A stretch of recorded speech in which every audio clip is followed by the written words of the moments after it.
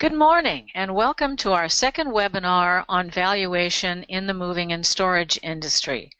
My name is Carole Boettcher and I will be your presenter this morning. I will go through the presentation and then you will have a chance to ask questions at the end.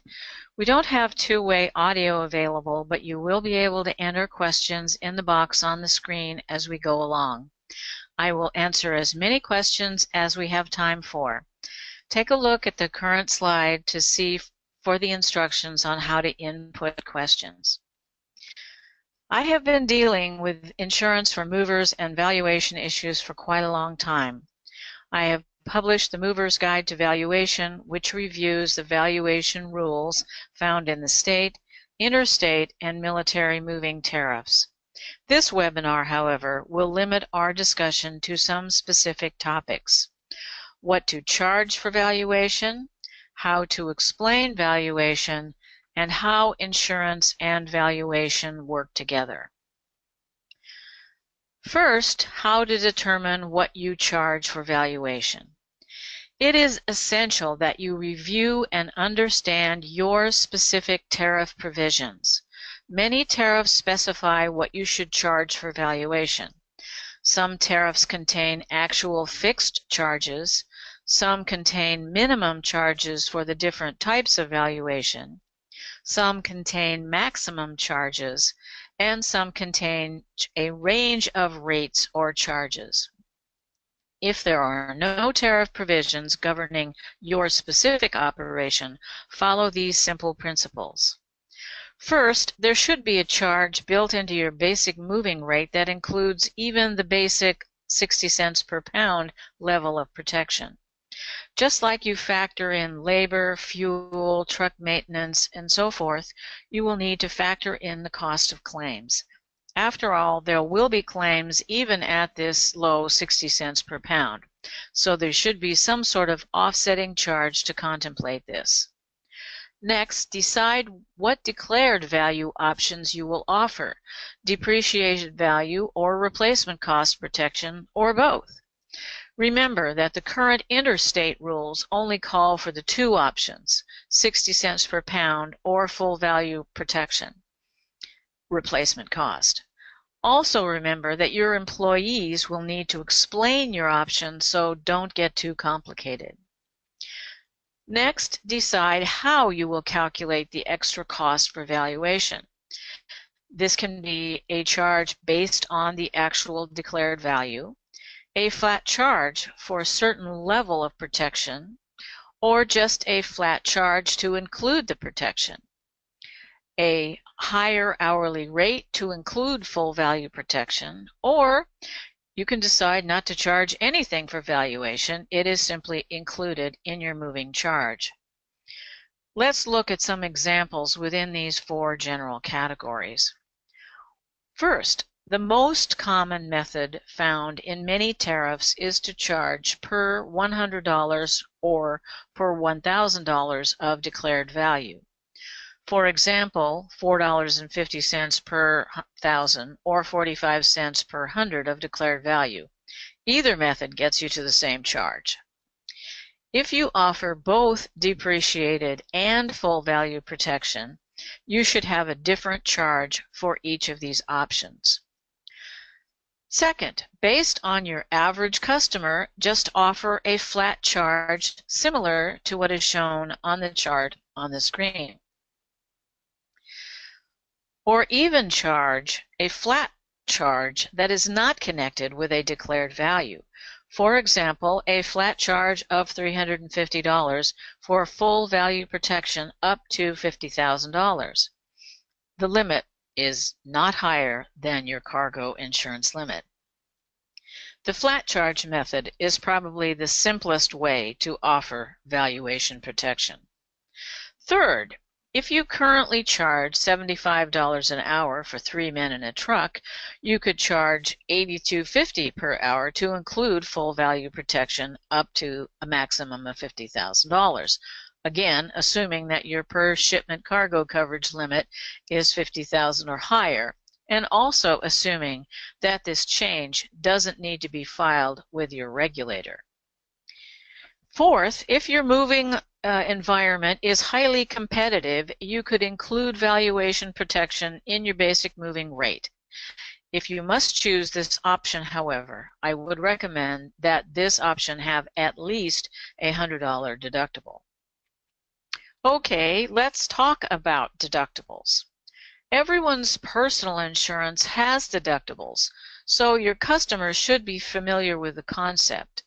A deductible should reduce the valuation charge significantly and eliminate your small claims. However, too many deductible options may just confuse everyone. If you offer deductibles, these should reduce your valuation charge. For example, take a look at the chart on the screen. These valuation rates are calculated per $1,000 of declared value. These are not suggested rates, but just examples of how the higher the deductible is, the lower the rate should be. Similar reductions should be reflected in other ways to charge for valuation with a deductible. At this point, I want to caution that too many options with too many deductibles can just confuse everyone involved, your customers and your employees. The rate you determine should also consider what other movers in your area are charging so that your charge for valuation stays competitive, just like all your other charges. Your valuation charge can be low enough to encourage customers to take the option or high enough to discourage customers. Unless there are tariff provisions, the rate you charge is strictly your own business decision. Whatever valuation scheme you choose should be reviewed every 2 to 3 years to see if the charges are too high or too low, and if they are meeting your overall business goals. Do the valuation charges offset your cargo and warehouse claim costs? Do they offset your cargo and warehouse policy deductibles? Do they offset your entire cargo and warehouse insurance costs? And are your rates competitive? Valuation charges should be a profit-making part of your business, or at the very minimum, an offset to claims expense. Of course, the lower your loss and damage claims are, the more profit you will see from valuation charges. Therefore, it's very important to make sure that your employees are properly trained on safe handling and packing. In developing your own valuation options or implementing your tariffs provisions, you may want to involve your staff in the actual decisions on valuation options. Some of your salespeople or customer service people may have worked for other moving companies and might bring interesting ideas on what worked or did not work at other companies. They also might provide input on which kinds of customer explanations work the best. Once you have made the management decision about valuation, you need to communicate these to your staff. First, come up with a clear, written explanation of what options you will offer and what will be charged. Realistically, don't have more than a few choices, a maximum of 3 or 4. If your tariff has multiple options, find out if you need to offer all of them. This written explanation can be a reference for your employees to use as they deal with your customers. Second, make sure that your bill of lading or moving contract forms include the choices and a place where the customer must clearly indicate their choice. Next, have a meeting with all employees who might discuss valuation options with your customers. It is important that everyone in your organization is on the same page. The meeting will be different if you are introducing valuation for the first time or you are making a change to prior valuation offers. If valuation is new to your group, be sure to explain what it means and how claims would be settled under valuation versus under the limited per pound liability. Your people really need to understand this, as this is the most commonly asked customer question. In the written reference material, you might need to include a few scenarios on how to explain claim settlement under the different levels of protection. Following are a few examples you might use. First, a 5-year-old flat-screen TV is damaged beyond repair. It weighed 20 pounds and cost $506 when new. At 60 cents per pound valuation, the customer would get only $12. An equivalent new TV only costs $350. So this is the amount a customer would be paid under either actual cash value or full value protection. And why is that? Remember that all settlements are based on the lowest of the cost to repair or the cost to replace. So under either option, only $350 is the lowest cost. The second scenario is the top of an oak dining room table is scratched during the move. It weighs 275 pounds. Your normal furniture repair person estimates only $150 to make the small scratch invisible. In this case, you must pay the $150 regardless of the valuation option chosen because of the same lowest cost obligation. The third, and maybe most important scenario, because of an unidentified cause, your truck catches fire during the move and the entire shipment is destroyed. Assuming that the shipment weighed about 7,500 pounds, the customer is entitled to $4,500 at the 60 cents per pound valuation. If the customer had declared a $10,000 on an actual cash depreciated basis, a claim would require that the customer provide an approximate list of items lost, their age, and the cost that the customer paid when the items were new. Settlement would be based on the list, but they might receive less than the $10,000 as depreciation would be applied.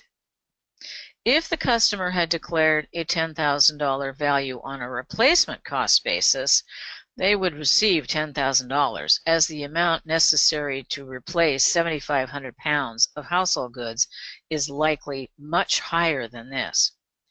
After all, federal rules use $6 a pound to estimate for full value protection, and 7,500 pounds at $6 per pound is $45,000. If you are introducing new valuation options or changing your existing options, you should have this previously mentioned detailed explanation for your employees to use as a reference. You should also have a simplified explanation of options and costs to provide to your customers. This could be a card, a one-page document, or even a short video that can be emailed or shown to customers prior to the move. Now, how does insurance and valuation work together? Most, but not all, of the principal insurance companies providing cargo and warehouse insurance to the moving and storage industry include the ability to offer valuation. There are a few key issues that you may want to discuss with your insurance provider in advance. First, do you and your insurance provider understand that you cannot offer a declared value amount higher than your cargo coverage limit? This may seem obvious, but you might be surprised at how often this happens. Next, does your insurance company understand that they are not covering property against loss or damage, but that they are covering your liability for the loss or damage to the property? There is a fundamental difference between property and liability insurance. When property is damaged, it has a verifiable value. A damaged sofa is worth $1,500, but a mover's liability for damage to the sofa might only be 60 cents per pound. If claims adjusters are just looking at the value of the property and not your liability for the property, claim payments and your ultimate loss ratio will be way too high. These issues are even more important when your coverage is provided by an insurance company that is not familiar with the moving and storage industry. To avoid misunderstandings, educate yourself about what the coverage means. You can see the Mover's Guide to Insurance to learn about this. The copy of this guide is available on my website. There are things to understand about insurance claim settlements as well. When your company employees or a claim adjusting service under contract to you settle your damage claims, you are bound by the federal, state, or military tariff rules outlined for the timing and settlement of claims. However, when claims are adjusted and settled by an insurance company, the rules are different. Insurance companies must comply with Fair Claim Practices rules and state laws. Insurance companies are not bound by tariff rules or regulations. Although litigation for cargo claims is rare, an insurance company will always evaluate all of the costs associated with litigation. Consequently, an insurance company may pay a claim to avoid litigation, a claim that you might assume would not be paid because you didn't cause the damage or that should have been paid on a per-pound basis. An insurance company will not want to spend thousands of dollars defending a claim that can be settled for $2,500. And remember, the expenses that an insurance company incurs, as well as the claim settlement, both of these figures go on your loss ratio. On the other side, when your company employees settle claims, they may include certain inconvenience or accommodation amounts. If you then seek reimbursement from your insurance company for the claim amount over your deductible, the insurance company may not reimburse you for these kinds of payments. They may only reimburse you for the actual loss or damage coverage provided in your policy. A policyholder always has the right to ask an insurance company why claims are paid or why claims are not paid. If those insurance professionals you hired to help you protect your business are not working with you, you might need to hire new people. Your insurance people should be your partners in managing the risks of your business, not your adversaries. I hope that this presentation has given you questions or ideas about the issue of valuation in your business. If there are questions, please enter them on the screen. As I said in the beginning, I will be happy to answer as many questions as possible. Many questions are also answered in the Mover's Guide to Valuation available on the MovePak Consulting website. You can also contact me directly or by phone by email as shown on the next screen. Remember, the more you know, the better prepared you'll be in dealing with these valuation issues. Now let's see if any questions have been entered.